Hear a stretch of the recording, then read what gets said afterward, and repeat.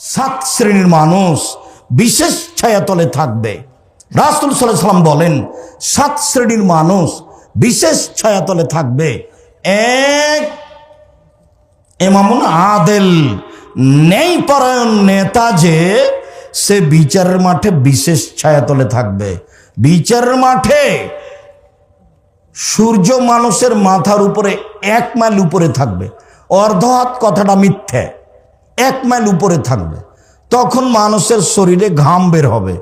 কারো ঘাম হবে টাকনু পর্যন্ত, কারো ঘাম হবে হাঁটু পর্যন্ত, কারো ঘাম হবে কোমর পর্যন্ত, কারো ঘাম হবে নাক পর্যন্ত। আর এক শ্রেণীর মানুষ বিশেষ ছায়াতলে থাকবে, তাদের গাও ঘামবে না, তারা ভালো থাকবে।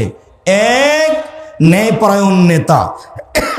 দুই, শাবুন নাশা ফি ইবাদাতিল্লাহ, বাল্য জীবন থেকে ইবাদতে অভ্যাসী যারা, 7 বছরে সালাত শুরু করেছে, নামাজ শুরু করেছে, 10 বছরে রোজা শুরু করেছে, ছাড়েনি, জীবন এভাবে পার হয়ে গেছে, এরা থাকবে বিশেষ ছায়াতলে।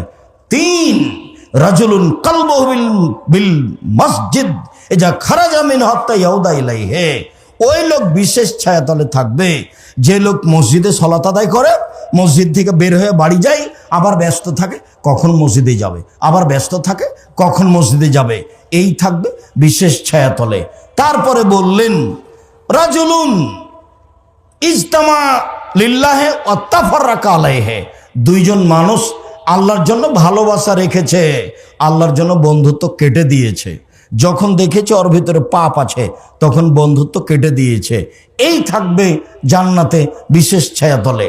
তারপরে এবার তারজমাতুল বাব, আলোচনার সাথে সম্পৃক্ত কথা, রাজুলুন যাকারাল্লাহ খালিয়ান ফাবাজাদানাহু, নির্জনে আল্লাহকে ডাকলো, 2 চোখের পানি ঝরঝর করে ঝরলো, এই লোক থাকবে বিচারের মাঠে বিশেষ ছায়াতলে, আল্লাহর ভয়ে কাঁদে যে।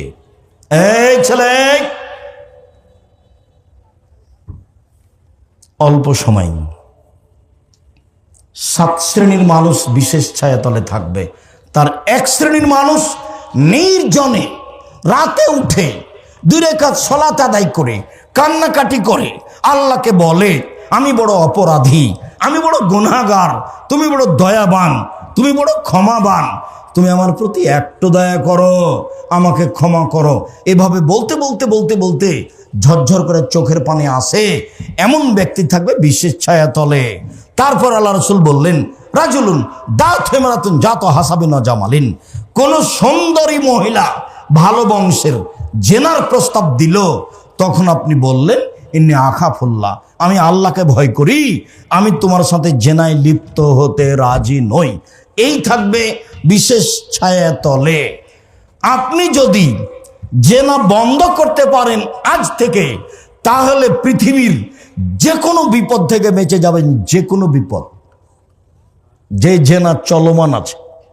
আর বোকা ছেলে, তুমি ওই মেয়েটার সাথে কথা বলো, তুমি জানো তোমার সাথে যেমন ভাবে নোংরা কথা বলে মোবাইলে, এরকম তার আরো শত বন্ধু আছে।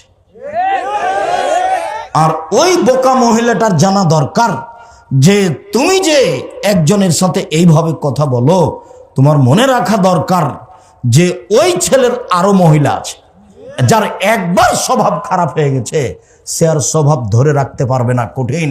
এর নাম আদত, এর নাম অভ্যাস। মানুষে বলে মানুষ অভ্যাসের দাস, মানুষে বলে মানুষ অভ্যাসের দাস। 1 মিনিট দেখাবো, দেখেন। আব্দুর রহিম মিশরে পড়াশোনা করত, তো জামিয়া সালাফের পক্ষ থেকে ফিলিস্তিনিদের সাহায্য দিত, তো যারা মিশরে এসে অবস্থান করছে ওদেরকেও দিত। তো আমি যখন গত বছর হজ করে গেলাম মিশরে, তখন আমাকে বলল, আব্বু আমি 400-500 ফিলিস্তিনিকে দাওয়াত দিয়েছি সাহায্য করব বলে, আপনিও চলেন। ঠিক আছে, চলো। ওরা আরবি মানুষ, আরবি ভাষা ওদের, অরিজিনাল আরবি হচ্ছে ওরা। সব নবীর বসবাস ফিলিস্তিনে, গাজায়, সব নবীর, সেটা হলো আসল জায়গা, তারা আরবি ভাষার মানুষ। এবার আমি যখন ওই সাহায্যের পাত্রগুলো এভাবে দিচ্ছি, সবাই বাম হাতে নিচ্ছে, সবাই বাম হাতে নিচ্ছে। আমি বক্তব্য বন্ধ করলাম, দেওয়া বন্ধ করলাম, দিয়ে হাদিস শোনালাম ডান হাত। আল্লাহ রাসূল বলেছে ডান হাতে নিতে হবে, ডান হাতে দিতে হবে।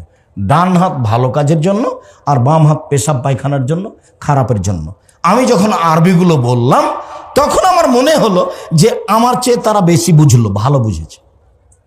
কেন? তারা আরবি মানুষ, কথা বুঝতে পারেননি মনে হয়। তারা আরবি মানুষ, তারা আমার চেয়ে ভালো বুঝলো বলে মনে হলো। এবার যখন আমি আবার দেওয়া শুরু করলাম, বাম হাতে নিল। বলেন তো কেন?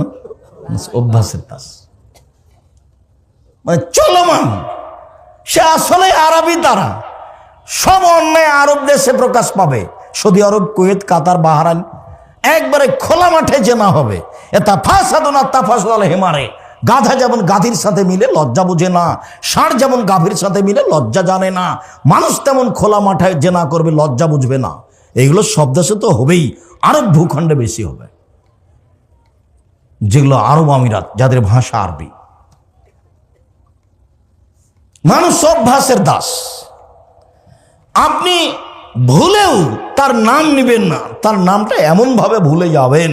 আমি আপনাকে বলেছি মানুষের উপরে 3টে বিপদ নেমে আসে 3টা পাপের কারণে। মানুষের উপরে 3টে বিপদ নেমে আসে 3টা পাপের কারণে। 1, ভূমিকম্প হবে। 2, মানুষের আকার আকৃতি পরিবর্তন হবে।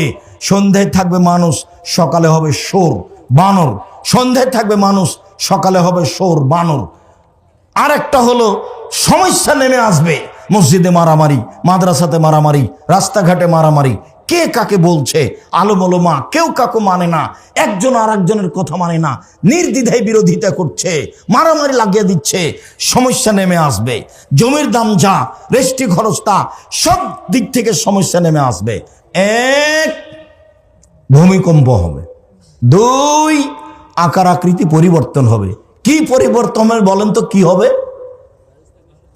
শুকুর, সোর হয়ে যাবে।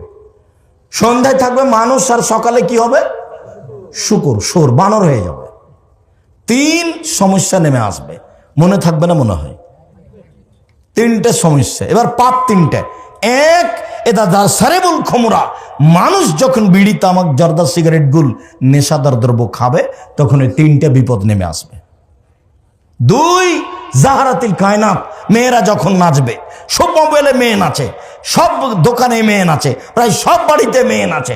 মেয়েরা যখন নাচবে তখন 3টে বিপদ নেমে আসবে। 3, জারাবুবিল মাজিব। যখন বাদ্যযন্ত্র প্রকাশ পাবে, সব দোকানে বাজনা বাজে, প্রায় সব মোবাইলে বাজনা বাজে, প্রায় সব বাড়িতে বাজনা বাজে, প্রায় সব বাড়িতে বাজনা বাজে, সব মোবাইলে বাজনা বাজে, প্রায় সব দোকানে বাজনা বাজে। যখন এই 3টা পাপ প্রকাশ পাবে, তখন 3টা বিপদ নেমে আসবে। পাপ 1, নেশার দ্বারা দ্রব্য পান করবে মানুষ। পাপ 2, মেয়েরা যখন নাচবে। পাপ 3, বাদ্যযন্ত্র যখন প্রকাশ পাবে। এই 3টা পাপ আর ওই 3টা বিপদ রাসূল সাল্লাল্লাহু আলাইহি ওয়াসাল্লাম দুঃখ করে বলেছেন। তারপরে আল্লাহ রাসূল বললেন, ডান হাতে দান করলো, বাম হাত জানতে পারলো না, মানে গোপনে দান করলো, এই লোকটা বিশেষ ছায়াতলে থাকবে।